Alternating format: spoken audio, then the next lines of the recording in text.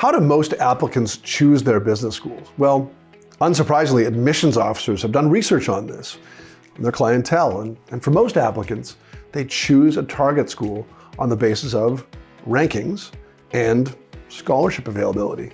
While we wouldn't tell you to ignore those factors, we would certainly urge you to really understand that the difference between institutions are vast.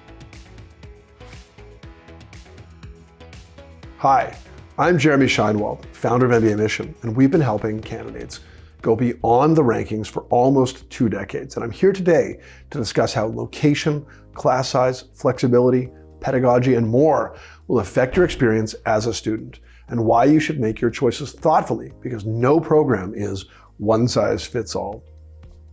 Before we jump in, I'd highly recommend perusing our free insider's guides, downloadable via our website, where we go into these defining characteristics in greater depth. Let's start by thinking about location, and let's contrast 2 extremes, Columbia Business School and Dartmouth Tuck. And you should know that we're advocating for neither of these 2. We just want you to make the best choice, the choice that's right for you. While the differences in landscape may seem obvious, we're not just talking about Columbia's urban setting versus Tuck, which is nestled in the mountains of New Hampshire. Location has a variety of spin-off effects. For example, at Tuck, your classmates won't be sourced from Hanover, New Hampshire. So almost everyone will move to this college town and be forced to rely on the MBA community, not just academically, but socially as well. At Columbia, many MBA students will have lived in New York before and will maintain work and social relationships. So at CBS, it may be easier to opt out socially, and at Tuck, it'll be harder to opt out or easier to opt in. And these different program attributes appeal to different individuals. Further, cost of living will be higher in an urban location, but proximity to recruiters in a major city is considered to be an advantage by some. So at NYU, a student interested in media has a media capital at her doorstep. The Haas MBA may need to travel to get to some old-fashioned, on-the-ground networking. So as you consider location, know that the decision is multi-layered. How immersed in a culture do you want to be? How important is it to be near recruiters? How much do you care about cost of living? And of course, how much you're just like living in a bustling city or a charming college town. Complementing the discussion on location is class size. Generally, the MBA programs in cities are larger. HBS and Wharton in Boston and Philadelphia, respectively, are the largest at around 950 and 900, respectively. Tuck and Berkeley Haas tend to be the smallest at just under 300. At 300, you should get to know your entire class and maybe even partners, professors, administrators too.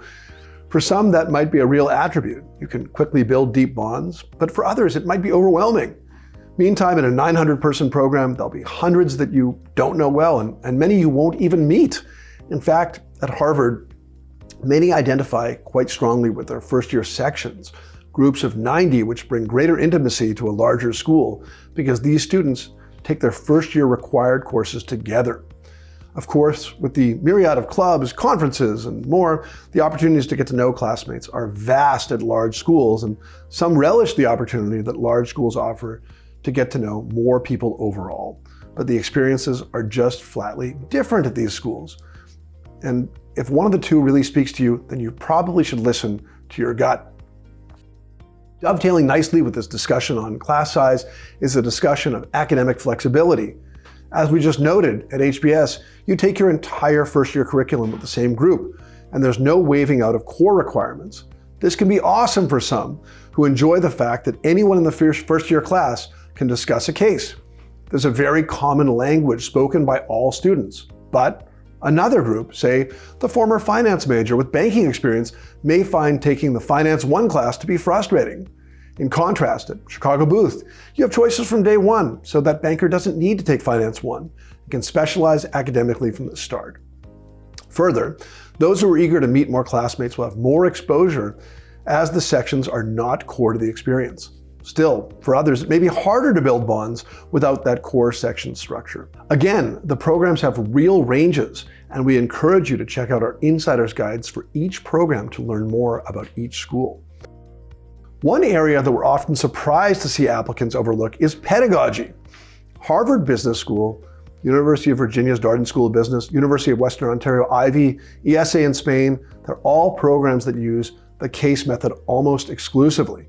If you're applying to one of these schools, you should know how case programs operate. And if they're not for you, then certainly don't apply. You can learn more about the case method in this video, but the case method requires a tremendous amount of reading and problem solving, both alone and as part of a group, before you even get to class. And it requires class participation. 50% of your grades are often based on your class contribution. This is a very particular way to learn, so consider it carefully.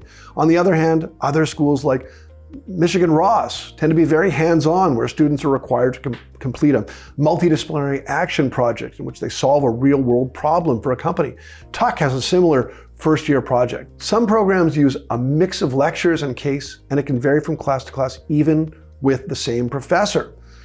The bottom line is that as you narrow down your school list, think about whether you prefer to learn via traditional lectures, the case method, or a more hands-on project-based approach, and ensure that you know where your target program focuses its attention. One area not to be overlooked, of course, is whether a school offers career opportunities and academic specializations that align with your goals and will therefore help you more easily advance professionally. If you're seeking to enter consulting, this may be less of a consideration.